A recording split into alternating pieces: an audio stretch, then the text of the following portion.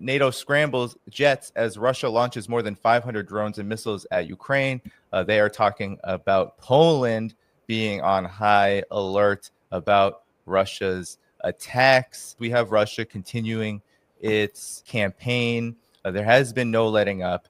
And these attacks, according to Western mainstream media, are actually becoming more frequent following diplomatic meetings in an attempt to frame Russia as aggressors and as being aggressive during this time of U.S.-Russia talks, or at least what is left of them after what seems to be a bit of a stall. Your assessment of where we exactly are and what Russia is actually doing, contrary to Western mainstream media punditry. Well, I mean, nothing happens in a vacuum.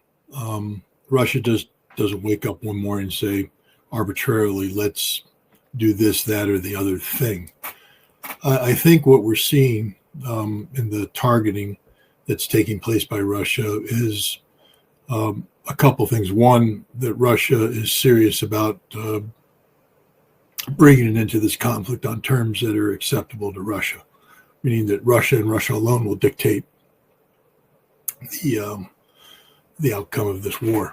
Two, how utterly responsible Russia has been in the prosecution of this conflict. We're seeing two categories of targets being hit of late. That and the West is calling this, the escalation. One is Russia's hitting defense industry facilities, and you have to ask yourself, well, why now? I mean, why haven't they been striking them before? See, Russia's goal and objective is not to terminate Ukraine's ability to function as a modern industrial state. And so Russia strikes defense industry facilities that produce capabilities that threaten Russia.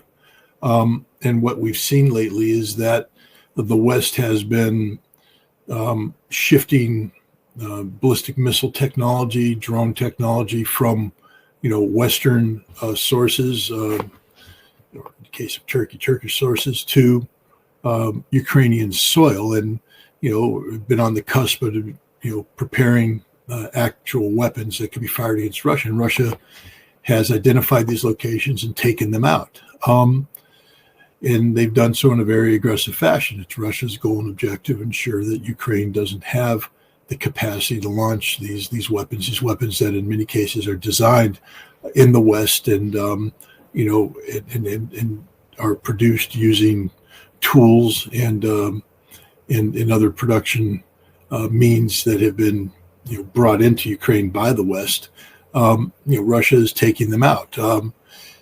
And the other thing is Russia now has decided they are going to be more aggressive in targeting Ukraine's energy infrastructure in response to Ukraine's totally, I can't say, I was going to say irresponsible, but hey, it's war.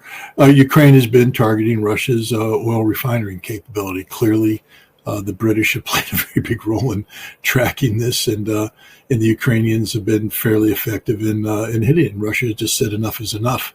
And now Russia is going to come back in a disproportionate response, meaning that Ukraine will now be crippled energy-wise. This was Ukraine's choice. Ukraine opted to escalate to this level, and now Ukraine will pay a price. But this is what we're seeing here, together with Russia's ongoing targeting of Western munitions that make their way into Ukraine, aircraft, anti-air capabilities, etc. But we are seeing an escalation in the air campaign. Then on the ground, it's just, again, Russian dominance all over. I think the other guys can talk to that just as well as I can. It's very simple, really. I just have a magnificently powerful tool. It's called pencil. And there is another technology which is extremely advanced called piece of paper.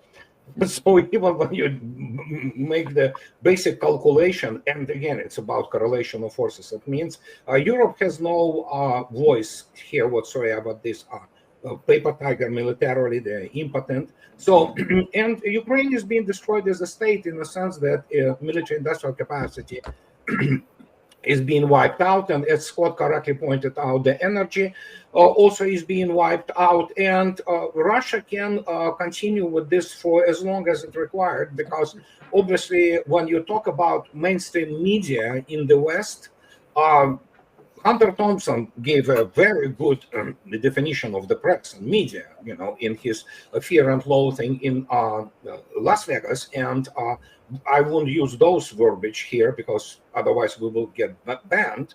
But the point is, they create a lot of noise. It's irrelevant. And in terms of, for example, production of geraniums alone, there are other types of the drones, and there are, of course, types of the cruise missiles, all kinds of other kind of weapons. Russia produces 600 geraniums a day, daily. So he can continue to do it as long as it required. And they can do whatever they want, produce a lot of hot air and a lot of noise. It doesn't change the simple realities on the ground. It is the only thing which really shapes everything about it. As I repeat this ad nauseam, Russia will talk to the United States.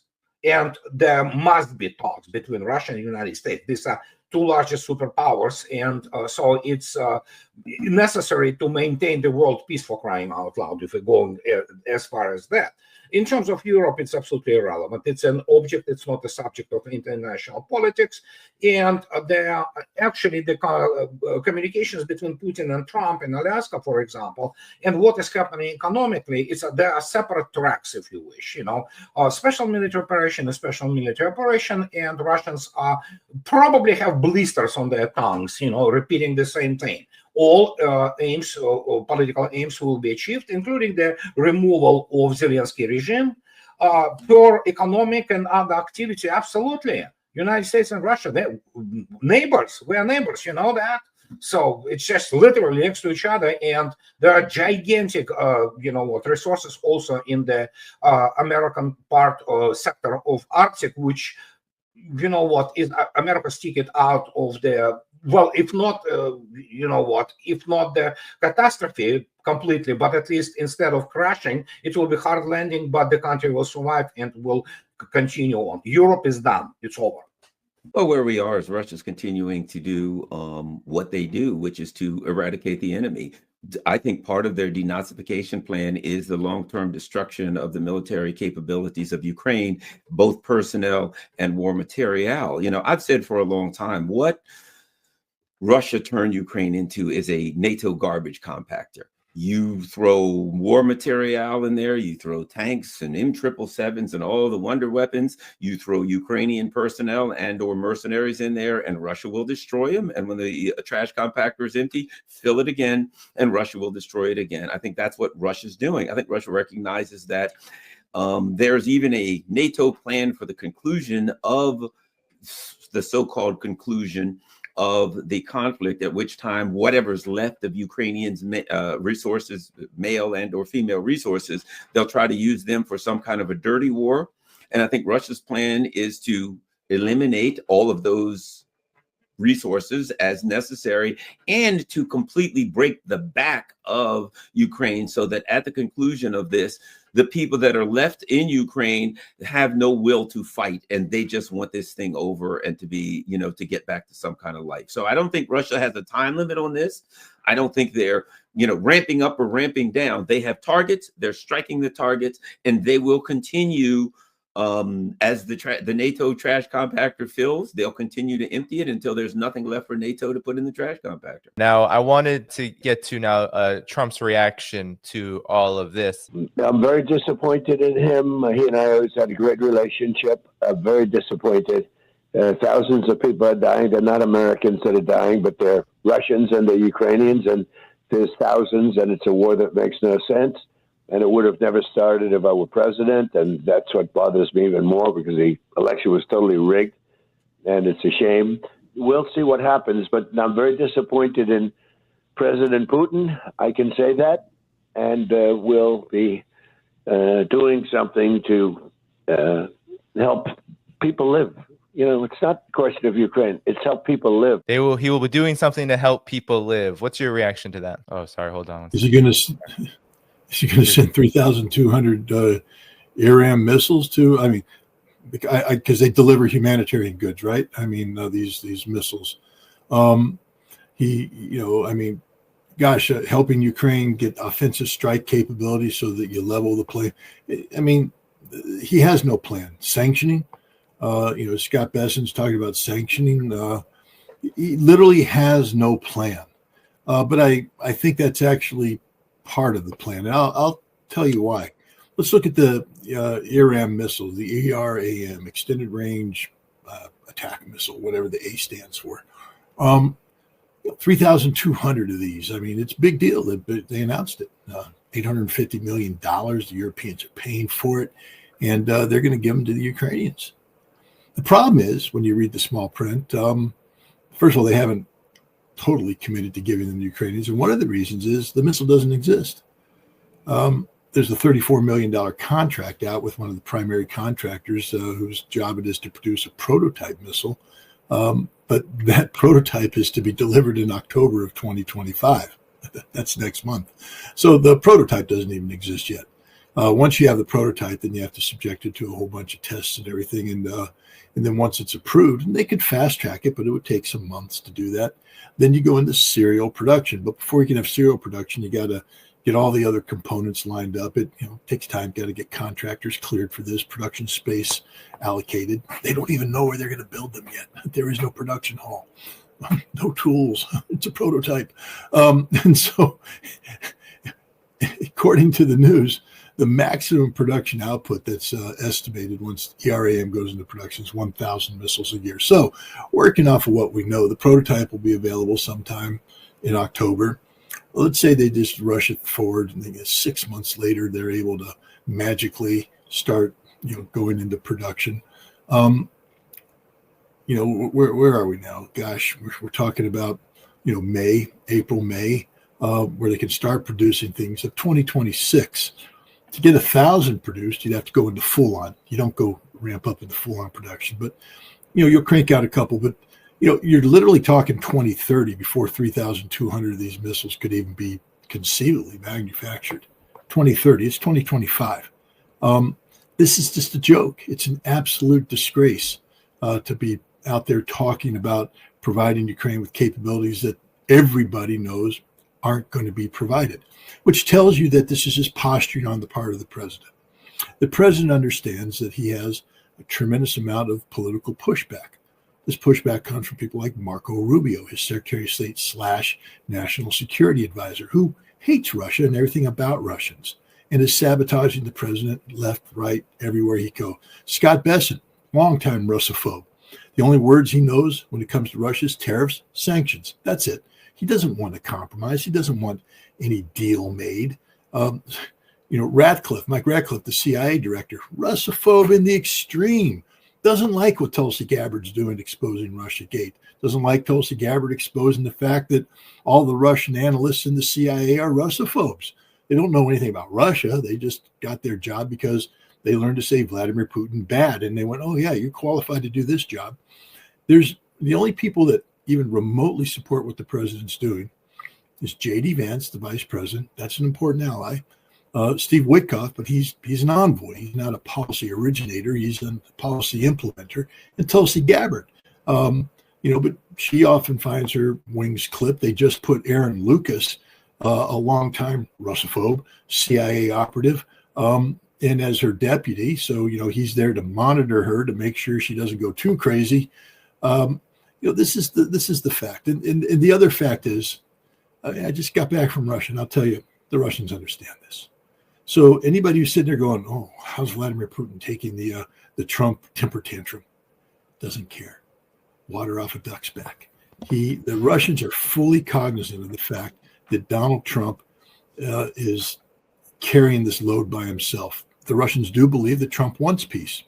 And if given the opportunity, will create, the conditions for peace. But the Russians aren't under any illusion that Donald Trump is able to conceive and implement policy without pushback. There are tremendous forces arrayed against Donald Trump right now. And half the things he does right now is designed to appease the people who have the knives out because he dared meet with Vladimir Putin in Alaska. It appears Donald Trump wants to get out of Ukraine, regardless of the reasons. But that doesn't seem to be happening, and Trump's frustrations are boiling over. Sometimes it appears that he's powerless. I don't necessarily agree with that, but at the same time, that is how it appears. What is your assessment of Trump's reaction to Russia continuing its campaign?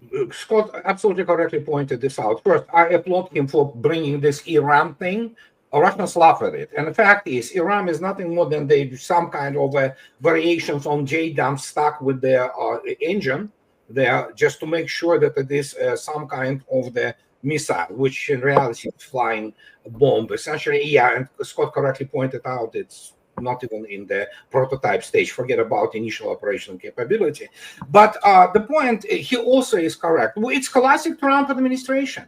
What Trump does, he gets around people who are ready to kill him around himself. And he calls this a wonderful administration. Beautiful. That's what his favorite term. It's a beautiful administration. So, I mean, if he doesn't know what he's doing, what can I say? And Scott absolutely correctly states that Russians are cognizant about this. Fact is, there are memes now going around. Okay, let's be very frank. They are laughing openly about this whole thing. It's about this, forget me not type thing. Which day, I mean, he loves Putin, which day he doesn't.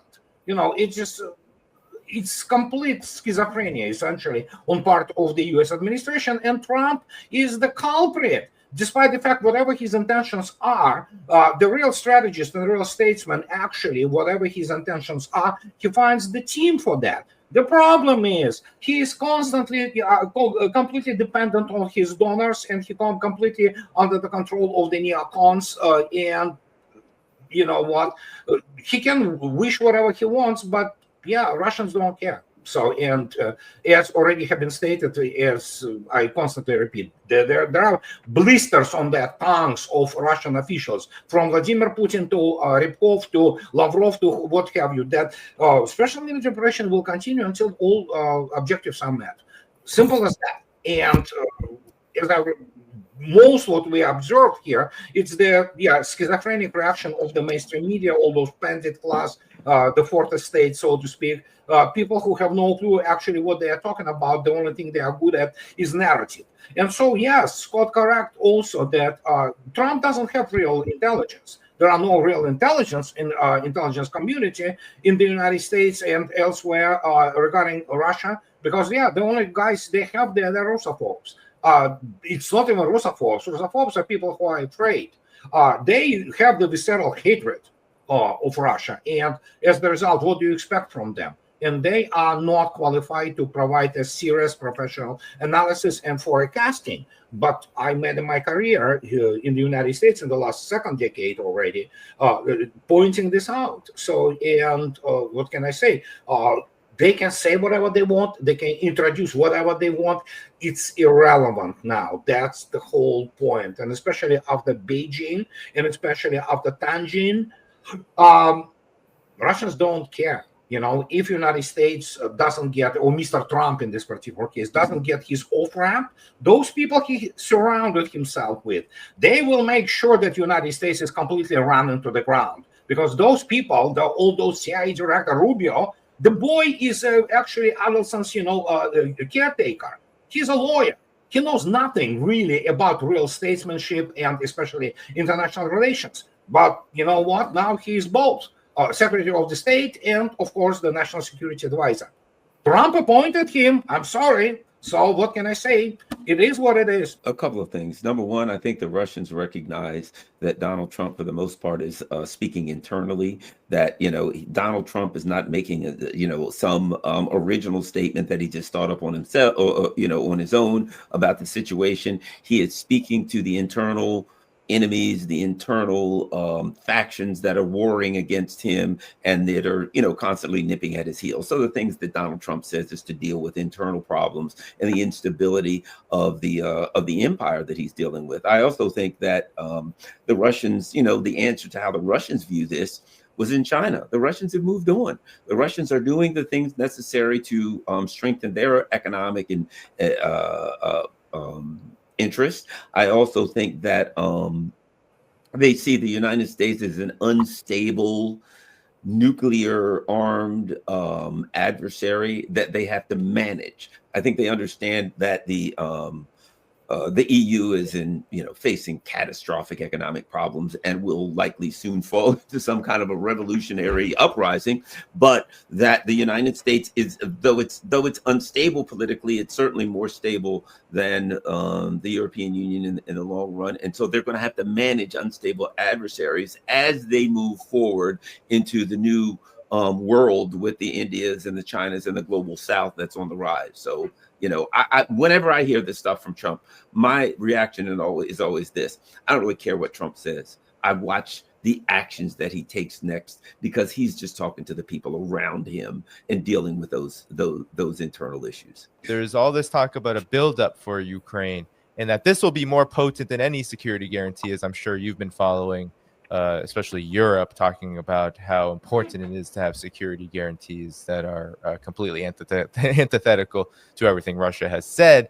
But nonetheless, this is what the New York Times is saying, that Ukraine is pursuing a multi-billion-dollar arms buildup that would be funded by Europe as the best chance of ensuring long-term survival. Scott, what is this all about? Is this even possible? And what do you make of what the impact of this new trajectory? Europe keeps talking about how Russia is not really for peace as it ramps up these attacks and continues its campaign, but here they're talking about continuing to militarize Ukraine. Well, first of all, let's just make it very clear. This is fantasy. The reality is that Russia will not accept conflict termination terms that don't involve demilitarization. Demilitarization means just that. It's the significant reduction in the size of Ukraine's NATO trained and equipped army, to take NATO out of it, and there will be no defense. There will be no meaningful defense industry left. It won't be allowed to exist. This is why Russia has said there won't be a ceasefire. That the conflict ends when the conflict ends, on terms that address the root causes of this war. And, the West doesn't seem to want to accept that reality. So Russia just continues on its path. We saw, Ursula von der Leyen speak the other day about Ukraine becoming the military forge of Europe. And she spoke about Ukraine's military being actually the first European army, meaning that we train these people, we equip these people. This is our army, and we have to use it wisely.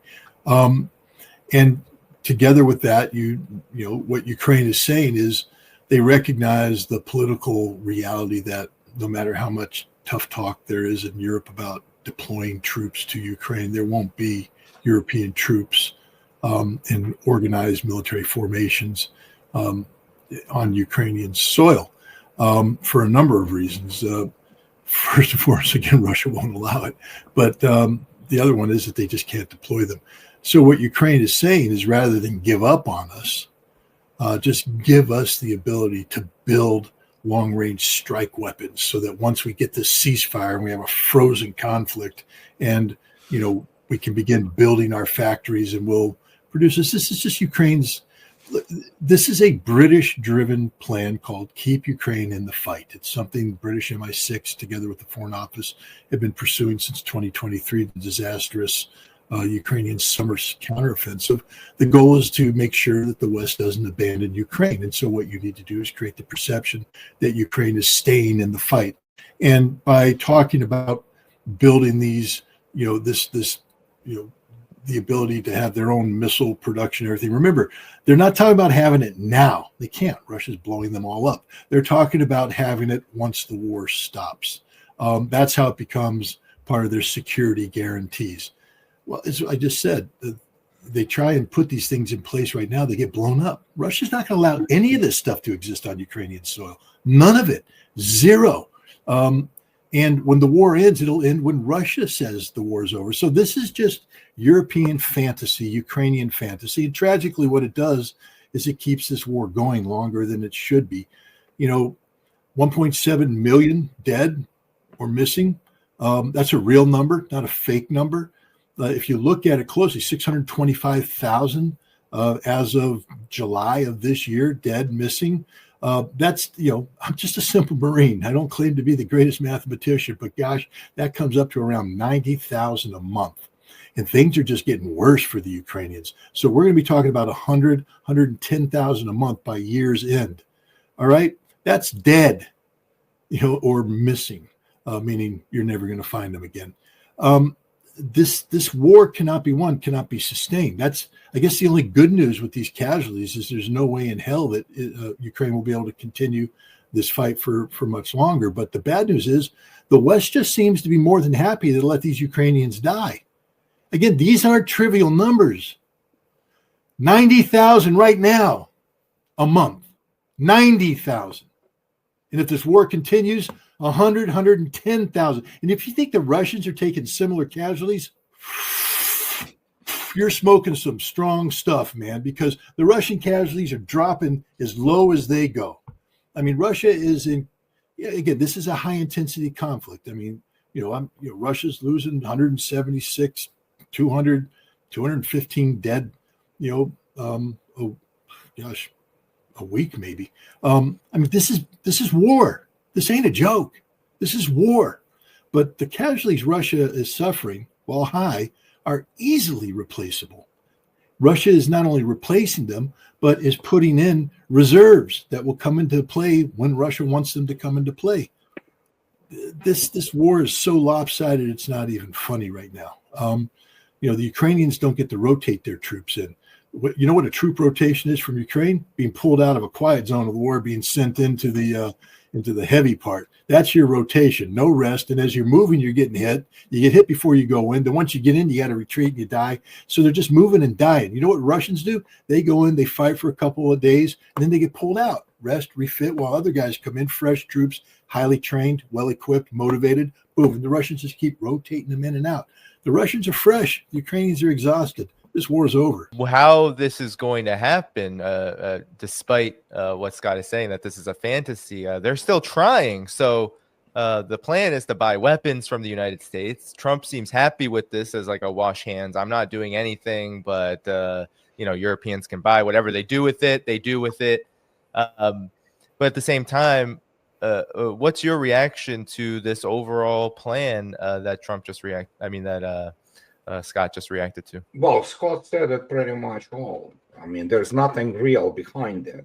And when British plan anything military due to their pathetic level of their military education and military experience, they kill a lot of Ukrainians. Okay, they kill a lot of people, but yeah, this is not serious military. Their military educational institutions are a joke. Be them this vocational school from Sandhurst to whatever the King's College they teach there, or their so-called general staff college they have there. It's all a joke. It's a low level for pardon my French, for retards primarily. As a result, they do not have even understanding what the modern war is, or for that matter, what the old war is and how the casualties actually relate. It's obviously modeling after, Lanchester Ossipov, and when you look at the combat effectiveness, Scott is absolutely correct. And what can I say? I mean, they can dream whatever they want. Those are bad dreams of the empire, which is nothing more than a little stinky island, which fast approaching the third world levels standard of living. So, I mean, let them plan. The problem is that United States cannot provide anything anymore. I mean, it can provide maybe one card if they want. Russians will be happy to see it there because it's a good payout for the guys who will destroy it. So there is not a single weapon system in the NATO arsenal which can change anything on the tactical level. Forget about operational or strategic. And as a result, we have what we have, which is a catastrophe, and what many people also do not remember. This 1.7 millions, multiply them by 2 at least. You know what? That will be maimed, disabled, and all kinds of people who have been wounded, and some of PTSD, most likely, especially when you consider the intensity of this conflict. So that's what 1.7 plus 3.4, 5.1 million casualties.